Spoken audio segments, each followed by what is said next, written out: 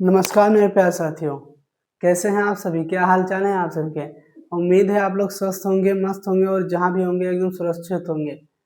आज हम बेटा लोग क्या देखने वाले हैं? बिलियन। ये क्लास 12th का पोर्शन होता है, क्लास 12th का फर्स्ट चैप्टर होता है और ये थोड़ा बहुत क्लास 11th में मोल कॉन्सेप्ट जो चैप्टर होता है फर्स्ट चैप्टर, उसमें भी बताया जाता है। तो आइए इसका सामान्य परिचय देखते हैं, फिर इसके प्रकार देखेंगे, फिर एक इनसे क्या क्या बनता है वो सब देखेंगे। आओ देखते हैं। परिचय में देखेंगे दो या दो से अधिक अक्रियशील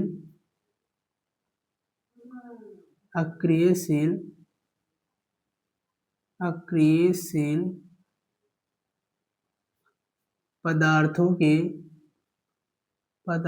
के समांगी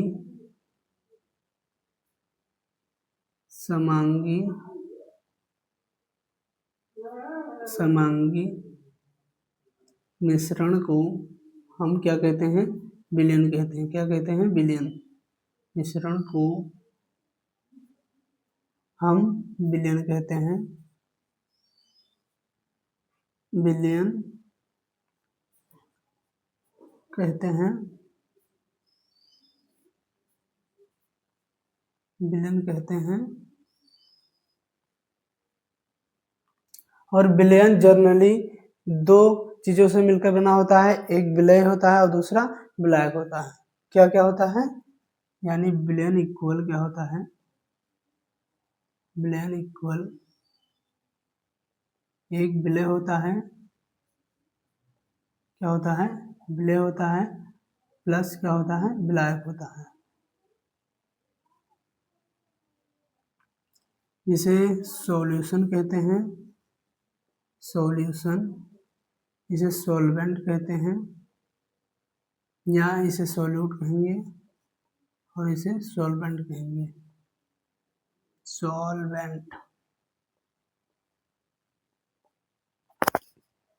सॉल्वेंट कहेंगे। आइए अब कुछ टर्म देखते हैं। जब विलयन दो पदार्थों से मिलकर बना रहे, विलयन दो पदार्थों से मिलकर बने तो उसे क्या कहेंगे? बने तो उसे द्विअंगी विलयन कहते हैं। द्विअंगी विलयन कहते हैं। और जब विलयन तीन पदार्थों से मिलकर बने तो उसे त्रिअंगी विलयन कहेंगे। क्या कहेंगे? त्रिअंगी विलयन कहेंगे। और जब विलयन चार पदार्थों से मिलकर बने तो उसे चारंगी विलयन कहेंगे या चतुरंगी विलयन। चारंगी विलयन।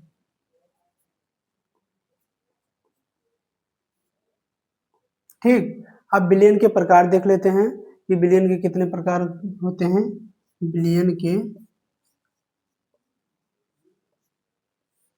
के प्रकार,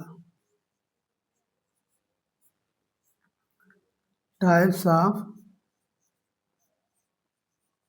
सॉल्यूशन।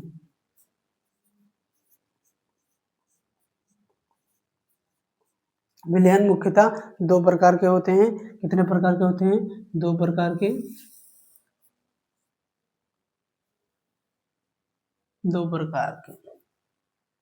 एक सांद्र होता है या पहला सांद्र होता है सांद्र विलयन और दूसरा कौन सा होता है? टनु विलयन।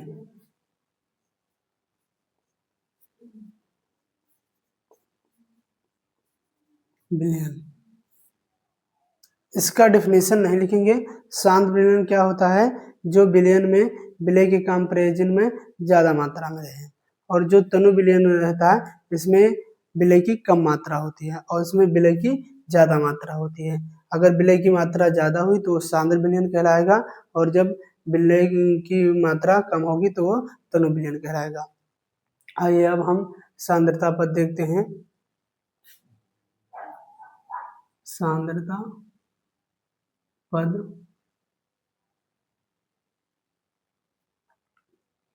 सांद्रता पद, इसमें जो फर्स्ट होता है वो मोलरता होता है। सूत्र देखेंगे, डेफिनेशन हम बताए दे रहे हैं। जब 1 लीटर विलयन में विलय की मोलों की संख्या निकाली जाए तो वो मोलरता कहलाती है। क्या कहलाती है? मोलरता। अगर हम 1 लीटर विलयन में मोलों की संख्या निकाल रहे हैं या विलय के मोलों की संख्या निकाल रहे हैं तो वो क्या कहलाएगी? मोलरता कहलाएगी। इसका सूत्र होता है विलय की मोलों की संख्या, विलय के मोलों की संख्या, मोलों की संख्या मोलों की संख्या अपान में होता है विलयन का आयतन। विलयन का आयतन।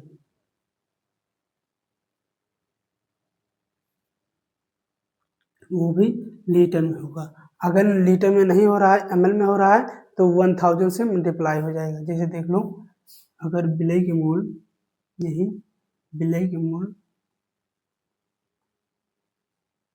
विलय के मोल, मोलों की संख्या लिखो या खाली विलय के मोल लिख दो, इतना ही काफी रहता है। विलयन का आयतन, विलयन का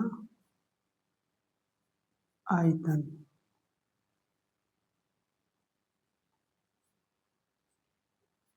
ये अगर ml में हुआ तो यहीं पे 1000 से क्या हो जाएगा? मल्टीप्लाई हो जाता है। इसका आइए मात्रक देखते हैं। मात्रक देखो, ये मोलों की संख्या है तो पदार्थ के मोलों की संख्या को मोल से ही मापते हैं। और आयतन क्या है? आयतन को लीटर में मापते हैं, या इसको ऐसे भी लिख सकते हैं, मिलीलीटर में अगर मापना हुआ तो ये हो जाएगा मिलीलीटर, या इसे ऐसे भी रखते हैं, देख लो, मोल प्रति लीटर इनवर्स, या ऐसे भी लिखेंगे मोल मिलीलीटर इनवर्स। या इसका एक सटीक मतलब एक सटीक वो होता है मात्रक जिसे मोलर कहते हैं। मोलर, बस इतना हो जाएगा। नेक्स्ट देखते हैं मोललता क्या होता है। मोललता, इसे इंग्लिश में कहते थे मोलरिटी,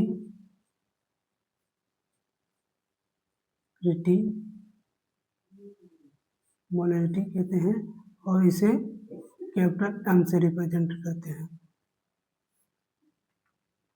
ये इसे मोबिलिटी कहते हैं, मोलिलिटी, लेलिटी,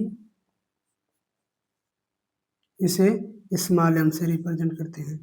ये क्या होता है? 1 किलोग्राम विलायक में विलय की मोलों की संख्या निकालना अगर होता है तो ये क्या होता है? मोललता।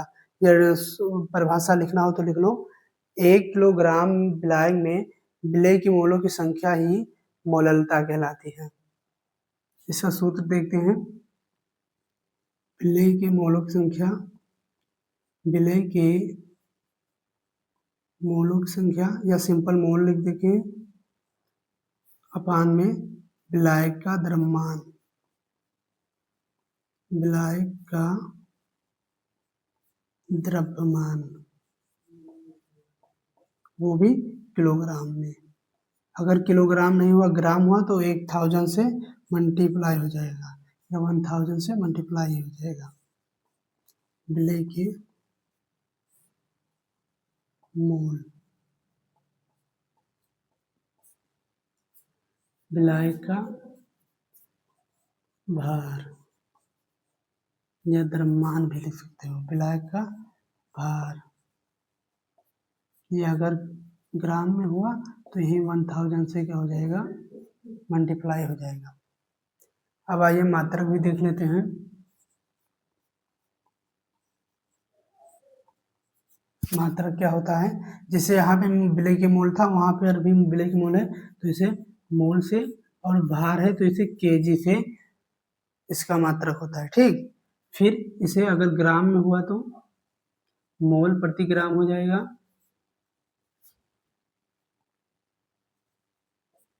या इसे मोल किलोग्राम इनवर्स लिखते हैं, या ये भी लिख सकते हैं मोल ग्राम इनवर्स, या एक सटीक मात्रक इसका भी होता है जिसे हम मोलल कहते हैं। क्या कहते हैं, मोलल कहते हैं। इतना नोट कर लो, फिर आगे बताते हैं।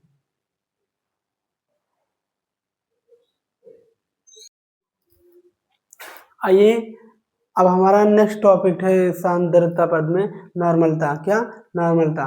नॉर्मलता क्या होता है, 1 लीटर बिलियन में ग्राम तुलनांकों की संख्या अगर निकालें तो वो क्या होती है, नॉर्मलता होती है।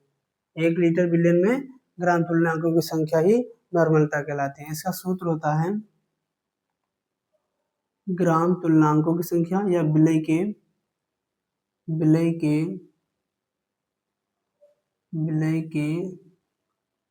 ग्राम तुलनांकों की संख्या, ग्राम तुलनांकों की संख्या, तुलनांकों की संख्या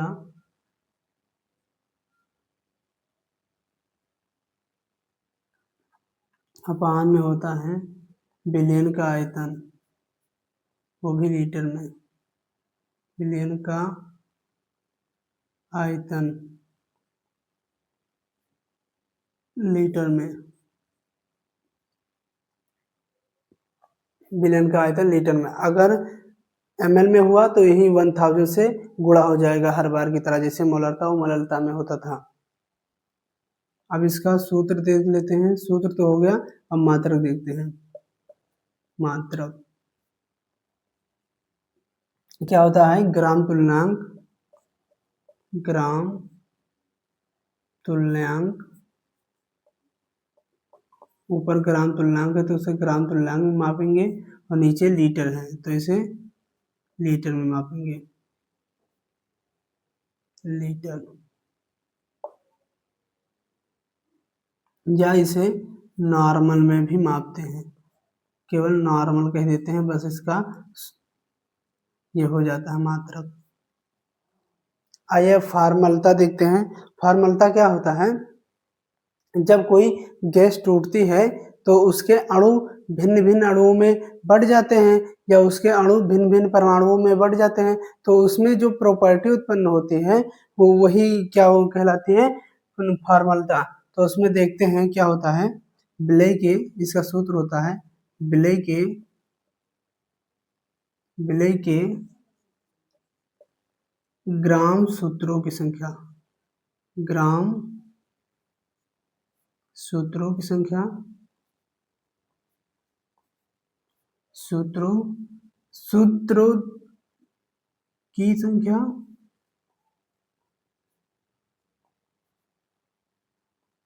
अपान में होता है विलयन का द्रव्यमान, विलयन का द्रव्यमान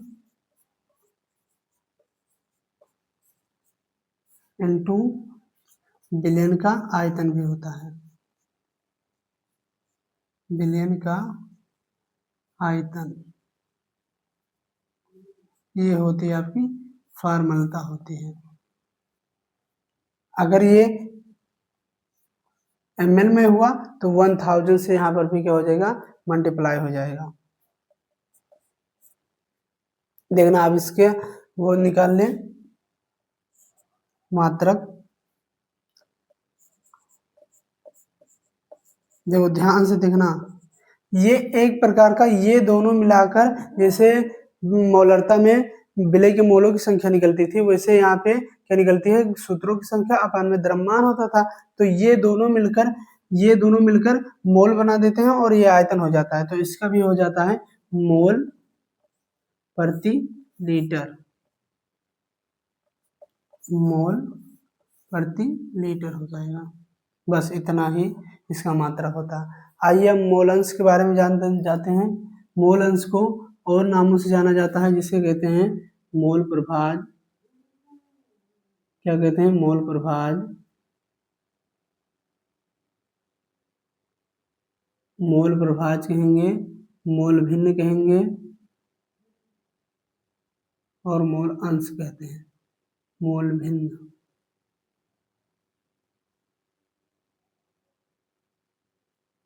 इसे इंग्लिश में कहें तो, अगर इंग्लिश में कहेंगे तो इसे मोल परसेंटेज बोलेंगे। क्या बोलेंगे, मोल परसेंटेज, परसेंटेज। देखो क्या कहेंगे, मोल परसेंटेज कहेंगे और इसे एक्स से व्यक्त करते हैं। किससे, एक्स से।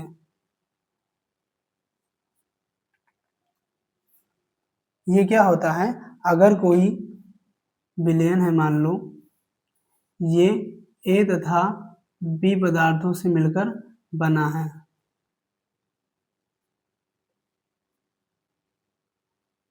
तो इसमें प्रत्येक का मोल अंश इस तरीके से निकलता है। अगर मोल अंश हमें ए का निकालना हुआ, मोल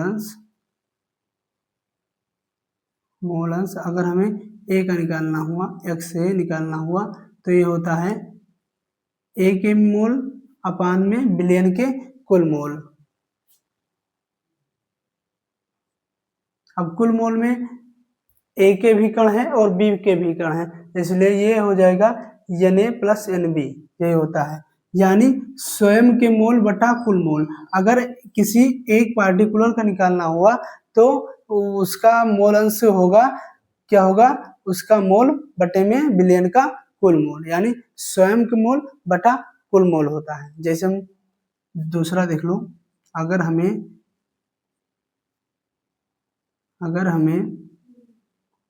Nb का निकालना हुआ या Xb का, तो ये हो जाएगा Nb अपान में Na प्लस Nb, ये होता है। इसका अगर परिभाषा लिखना चाहो तो लिख लो। क्या होता है, अगर कोई भी विलयन बना है तो उसमें क्या होता है कि प्रत्येक घटक का जो वो होता है, मोल अंश होता है, या मोल अंश जो होता है वो विलय के मोल अपान में विलयन का कुल मोल का अनुपात होता है। यही इतना होता है, इतना लिख लो। और इसका कोई विमा और मात्रक नहीं होता, लिख लो।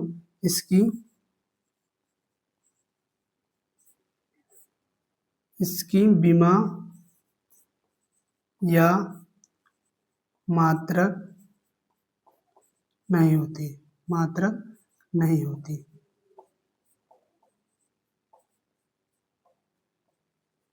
बस इतना लिख लो, इतना नोट कर लो, फिर आगे बताते हैं।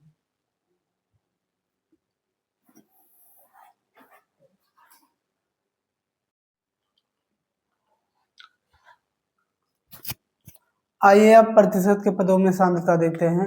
ये क्या होता है, इसमें डेफिनेशन नहीं पूछा जाता, केवल सूत्र पूछा जाता है और सूत्र पर यानी फार्मूला बेस्ड सवाल होते हैं। देख लो ये क्या होता है, विलय के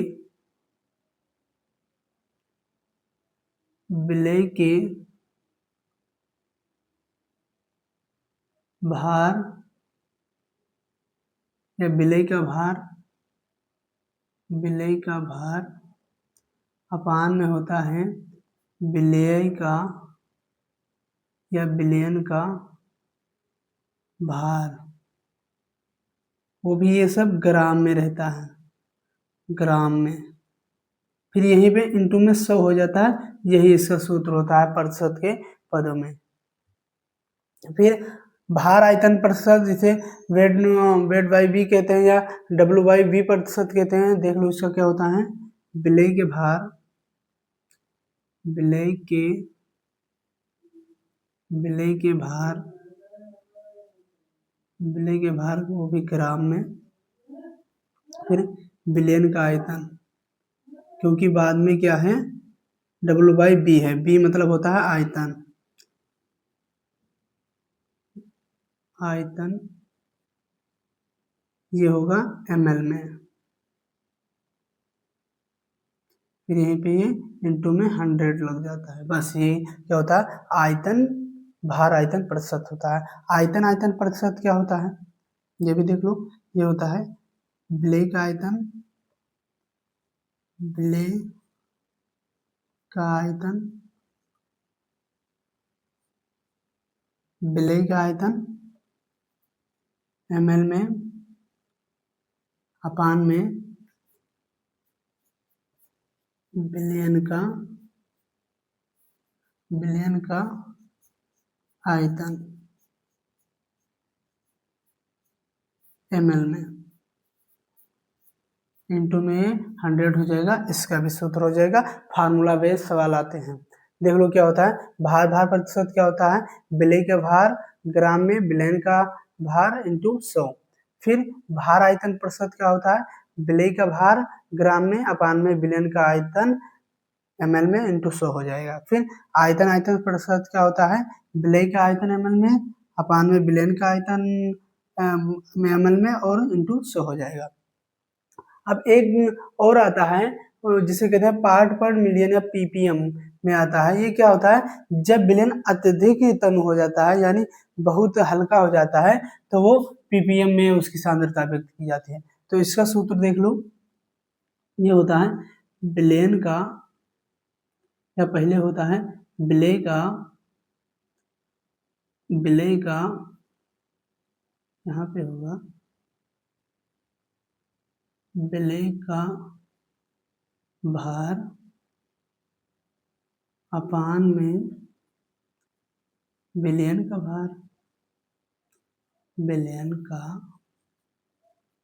भार, ये होगा ग्राम में, ये भी होगा ग्राम में, और यहाँ पे इंटू 10⁶ हो जाती है। यहाँ पे 6 क्यों हो जाता है, क्योंकि हम जानते हैं 1 मिलियन इक्वल 10⁶ होता है। ठीक, अब क्या है W/B है प्रतिशत में, तो इसका सूत्र होता है विलय का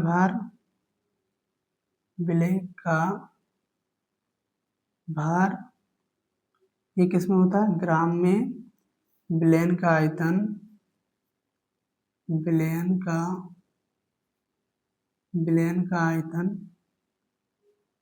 वो भी किस में होगा, ये ml में, ये यही इंटू में 10⁶ हो जाएगा। ये इसका सूत्र हो जाता है।